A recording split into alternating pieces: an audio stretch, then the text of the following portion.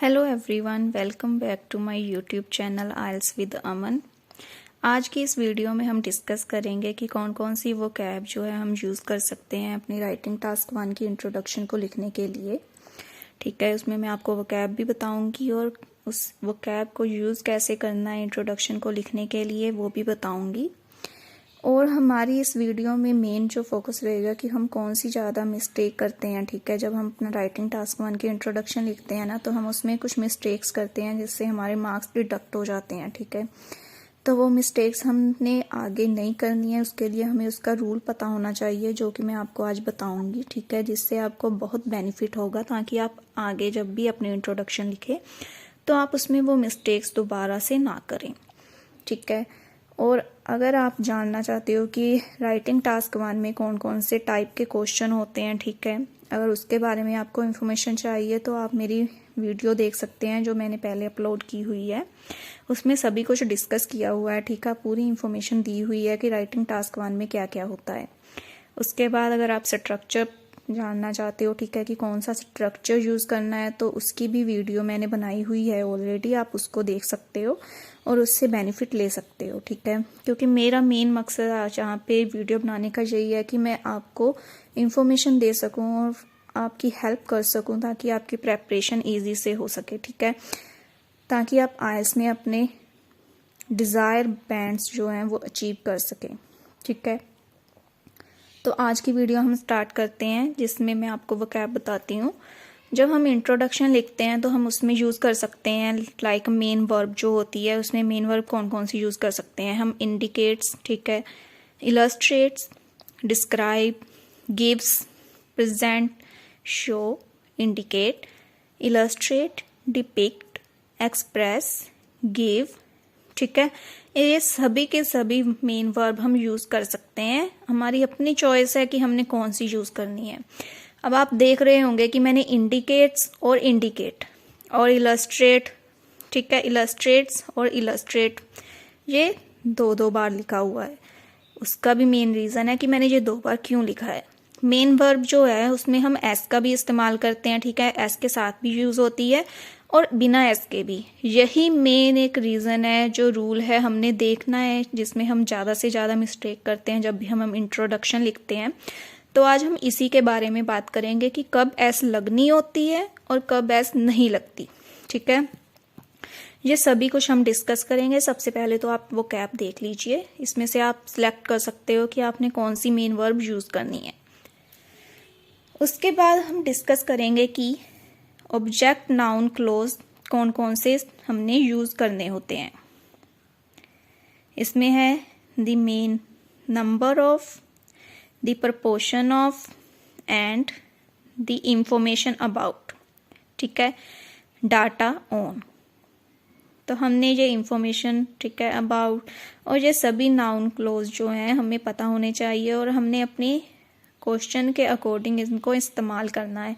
Like अगर हमारे question में जो डाटा है वो परसेंटेज में दिया हुआ है तो हम लिखेंगे द प्रपोर्शन ऑफ, ठीक है, द नंबर ऑफ। अगर इंफॉर्मेशन अगर किसी और चीज़ पे है, द इंफॉर्मेशन अबाउट कि हमें किस चीज़ के बारे में इंफॉर्मेशन दी जा रही है, और द डाटा ऑन कि डाटा किस पे है। ठीक है, ये सभी कुछ हमने देखना है और इनको यूज़ करना है। तो अब हम डिस्कस करेंगे how to begin the opening paragraph. ठीक है, इसमें हम मेनली क्या देखेंगे कि हमने कैसे स्टार्ट करना है। द से स्टार्ट कर सकते हैं, द गिवन, द सप्लाइड। ठीक है, तो सब्जेक्ट कौन सा यूज़ करना है हम द के साथ। ठीक है, the given, the supplied, with कौन सा चार्ट है या कौन सा ग्राफ है, टेबल है, वो हमें कहाँ से पता चलेगा। टेबल या चार्ट की इंफॉर्मेशन हम ग्राफ में जो इंफॉर्मेशन दी हुई है वो कैसे पता लगेगा, जब हम क्वेश्चन को रीड आउट करेंगे तो हमें उसे देख के पता चल जाएगा कि वो इंफॉर्मेशन किसके रिगार्डिंग है और किस फॉर्म में है, लाइक चार्ट में है, ग्राफ में है, टेबल में और डायग्राम में है। उसके बाद हम मेन वर्ब देखेंगे। मेन वर्ब मैंने आपको पहले ही दिखा दी है। ठीक है, कौन कौन से सिनोनिम है उसमें से आप कोई भी सिलेक्ट कर सकते हो। ऑब्जेक्ट नाउन क्लोज, ठीक है, the number of, the proportion of, the information about. ठीक है, इन सभी को इस्तेमाल करके हम अपने इंट्रोडक्शन को लिखेंगे। और इसके बाद क्या होगा, व्हाट, बल्कि किस चीज़ के बारे में इंफॉर्मेशन है। वेयर, ठीक है, कौन सा प्लेस है, कहाँ पे है, ठीक है। उसके बाद व्हेन, किस टाइम या किस वक्त, उसके बारे में। व्हाट, वेयर, व्हेन, ये 3 चीज़ों को हमने एक्सप्लेन करना होता है। इसके बाद देख लेते हैं कि हमने इस सभी इंफॉर्मेशन को किस तरह से यूज़ करना है, ठीक है।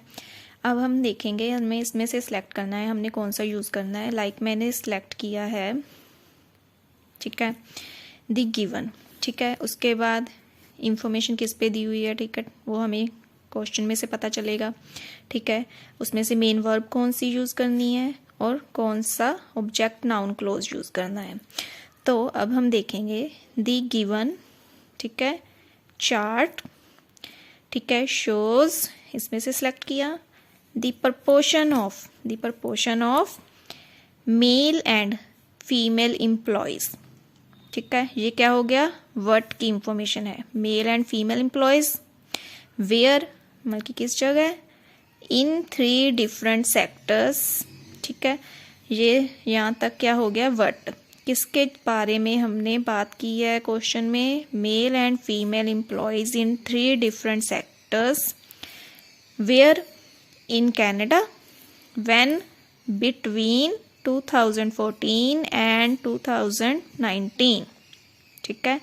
तो इस तरह से हमने इंट्रोडक्शन को लिखना है। अब इसमें एक ही चार्ट था, ठीक है, जिसमें इंफॉर्मेशन दी हुई थी, तो उसमें से हमने सेलेक्ट कर लिया। व्हाट किसके बारे में है, वेयर किस जगह पे है, ठीक है, किस जगह के बारे में, where, and when. The given chart shows the proportion of male and female employees in 3 different sectors. अब 3 different sectors हैं तो इसमें S यूज़ होगा क्योंकि 1 से ज़्यादा है। In Canada ये है what की इंफॉर्मेशन, ये वाली सारी हो गई what की इंफॉर्मेशन, ये होगी where और ये होगी when, ठीक है। लिख देती हूँ वेयर, व्हेन और ये होगी व्हाट। अब आपको पता चल गया होगा the given chart shows, verb choose हुआ, ठीक है, object noun close, the proportion of, उसके बाद what, male and female employees in 3 different sectors, where, in Canada, when, between 2014 and 2019। कितना इजी है ना इसको लिखना, इंट्रोडक्शन को।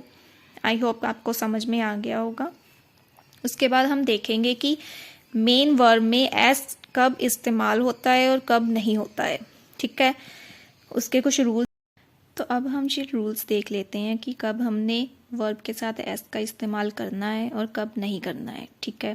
फर्स्ट रूल जो है उसमें है when only 1 chart is given in question then use s with verb, ठीक है।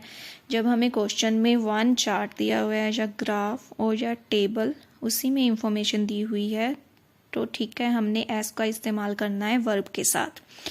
लाइक ठीक है, इसमें हम एग्जांपल ले लेते हैं ये वाली, ठीक है। द चार्ट, ठीक है, the given chart shows the proportion of male and female employees in 3 different sectors in Canada between 2014 and 2019। तो इसमें हमने वर्ब के साथ एस का इस्तेमाल किया है, ठीक है, क्योंकि इसमें 1 चार्ट था जिसमें इंफॉर्मेशन दी हुई थी। ओके, अब हम सेकंड रूल जो है हमारा उसमें है इफ़ 2 और मोर चार्ट्स, ठीक है, अगर तो एक से ज़्यादा चार्ट दिए हुए हैं, 2 हैं या फिर 2 से ज़्यादा हैं, 3 हैं, 4 हैं, ठीक है, चार्ट्स हैं या ग्राफ हैं और टेबल, ठीक है, ठीक है, are given, do not use s after verb. अब हम एग्जाम्पल देख लेते हैं जब हम वर्ब के साथ एस का इस्तेमाल नहीं करते, ठीक है। इसमें है जब हमें 1 से ज़्यादा चार्ट दिए हुए हैं या फिर ग्राफ हैं या फिर टेबल हैं, ठीक है, उसमें एक ही चीज़ के बारे में इंफॉर्मेशन दी हुई है सभी ग्राफ और टेबल्स में, तो हम एस का इस्तेमाल नहीं करेंगे वर्ब के साथ, ठीक है। इसकी एग्जांपल ले लेते हैं।